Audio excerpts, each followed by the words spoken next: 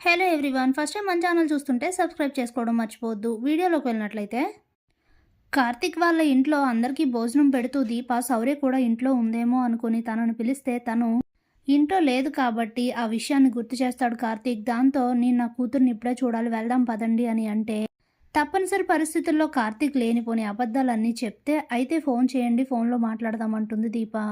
ఈ టైంలో ఫోన్ చేసి డిస్టర్బ్ చేయడం బాగోదు దీప. నేను చెప్పినవన్నీ నమ్మకపోతే, నీకు నమ్మకం లేకపోతే ఫోన్ చేసి మాట్లాడు ఇదిగో అని చెప్పి ఫోన్ చేతికిస్తే ఇక కార్తీక్ మీద ఉన్న నమ్మకంతో దీప అయితే కాల్ చేయదు. కార్తీక్ అయితే ఊపిరి పీల్చుకుంటాడు. కానీ కార్తీక్ని చూసిన అనసూయ కాంచన ఇద్దరికీ మాత్రం లేనిపోని అనుమానాలన్నీ మొదలవుతాయి. ఇంతలో ఉదయం అవుతుంది. కార్తీక్ హడావడిగా రెడీ అయ్యి హాస్పిటల్కి అయితే వస్తాడు. అప్పుడే రాత్రంతా శౌర్య దగ్గర కాశీ ఉండడంతో నువ్వు ఇంటికెళ్ళి కాశీ, నేను శౌర్యం చూసుకుంటాను అని చెప్తే, బావా వెళ్లాల్సింది ఇంటికి కాదు పోలీస్ స్టేషన్కి, నాన్న ఈ పరిస్థితికి రావడానికి కారణం ఎవరో తెలియాలి, ఇంకా ఇప్పటి వరకు పోలీసులు ఎలాంటి ఇన్ఫర్మేషన్ ఇవ్వలేదు అని అంటే కాల్ చేద్దామని చెప్పి కార్తీక్ అయితే ఎస్ఐకి కాల్ చేసి మాట్లాడతాడు.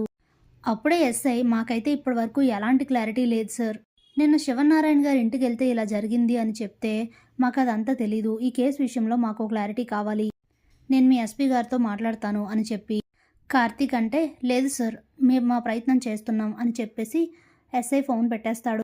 ఇక అదే విషయం కాశీకి చెప్తే సరే అని చెప్పి కాశీ ఇంటికి వెళ్ళిపోతాడు. కార్తీక్ శౌర్య దగ్గరే ఉండి తనను చూసుకుంటూ ఫర్దర్గా ట్రీట్మెంట్ చేయిస్తూ ఒకేసారి ఈ డబ్బులన్నీ ఎలా కట్టాలి అని ఆలోచిస్తూ ఉంటాడు కార్తీక్. ఇది ఇలా ఉండగా పోలీసులు అసలు ఏం చేసి ఈ సమస్యను సాల్వ్ చేయాలి, ఏం చేసి ఈ కేసు విషయంలో వాళ్ళకు క్లారిటీ ఇవ్వాలి అని ఆలోచిస్తూ ఉంటే అప్పుడే ఎస్ఐకు మంచి మాస్టర్ ప్లాన్ తడుతుంది. ఇలా చేస్తే ఖచ్చితంగా నిందితులు ఎవరో తెలుస్తుంది. అలాగే శివనారాయణ గారి ఇంటికి దాసు వెళ్ళాడో లేదో కూడా తెలుస్తుంది. వాళ్ళని అనుమానించాల్సిన అవసరం ఎందుకు వస్తుందంటే వాళ్ళ ఇంటి దగ్గరే లాస్ట్గా దాసు యొక్క ఫోన్ మొబైల్ సిగ్నల్స్ అయితే ఆగిపోయాయి కాబట్టి ఇలా చెయ్యక తప్పట్లేదు. మరి ఇప్పుడు ఏం చేయాలి? వాళ్ళేమో మాకు సంబంధం లేదు,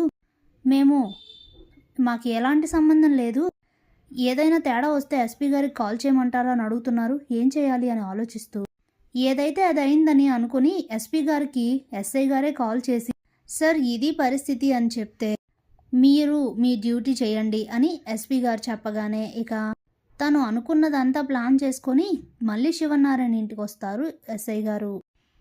శివనారాయణ ఇంట్లో అందరూ మళ్ళీ పోలీస్ ఆఫీసర్ రావడం చూసి షాక్ అవుతారు. ఏంటి ఎస్ఐ గారు మళ్ళీ వచ్చారు, నిన్నే మీకు క్లారిటీ ఇచ్చాను కదా, మళ్ళీ ఎందుకు వచ్చారు అని శివనారాయణ అడిగితే, నిన్న మీరు ఇచ్చింది క్లారిటీ కాదు సార్, చేసిన నేరాన్ని కప్పిపుచ్చుకోవడానికి వేసిన ప్లాన్, కావాలనే సీసీ క్యామ్ ఫుటేజ్లో 2 రోజులకు సంబంధించిన ఫుటేజ్ మొత్తం డిలీట్ చేసేసి జాగ్రత్తగా నేరస్తుల్ని తప్పించారని మాకు బాగానే అర్థమైంది అనేసరికి ఇంట్లో అందరు కూడా షాక్ అవుతారు. శివనారాయణకి చెప్పలేనంత కోపం వస్తుంది. ఏం మాట్లాడుతున్నారు మీరు, నేను తప్పించాలనుకోవడం ఏంటి, ఏదైనా తప్పు మా ఇంటి నుండి జరిగితే నేను దాన్ని ఎవ్వరని కూడా ఆలోచించకుండా చట్టాన్ని నేను ఎవ్వరని కూడా ఆలోచించకుండా ఎవ్వరికైనా ఒకేలాంటి శిక్ష వేస్తాను, నాకైనా నా కొడుక్కైనా ఎవ్వరికైనా సరే నాకు ఒక్కటే, అలాంటిది మీరు నాతో ఇలా మాట్లాడుతున్నారేంటి అని అడిగితే, మరి మీరు చేసిన దాన్ని బట్టి చూస్తుంటే జరిగింది అలానే ఉంది సార్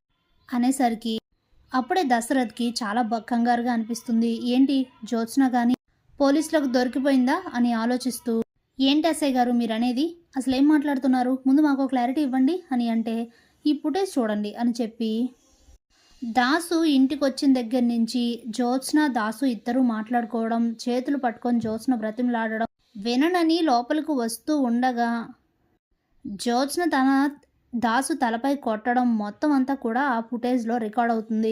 ఆ ఫుటేజ్ చూసేసరికి శివనారాయణకి గుండెపోటు వచ్చినంత పని అవుతుంది.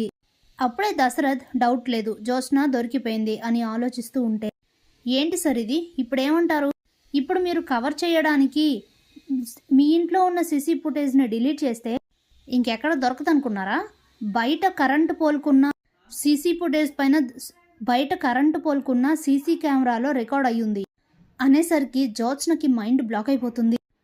ఇన్నాళ్ళు ఏదో విధంగా తప్పించుకోవాలి అని జాగ్రత్తగా మేనేజ్ చేసి ఇంట్లో ఉన్న సీసీ ఫుటేజ్ని డిలీట్ చేయగలిగాను, కానీ గవర్నమెంట్ హ్యాండ్ ఓవర్లో ఉన్నదాన్ని నేనేం చేయగలను, అందుకే ఇప్పుడు ఇలా ఆధారాలతో దొరికిపోయానా అని అనుకుంటూ ఏం చేయాలో అర్థం కాక తల మునకలైపోతూ ఉంటుంది జ్యోత్స్న.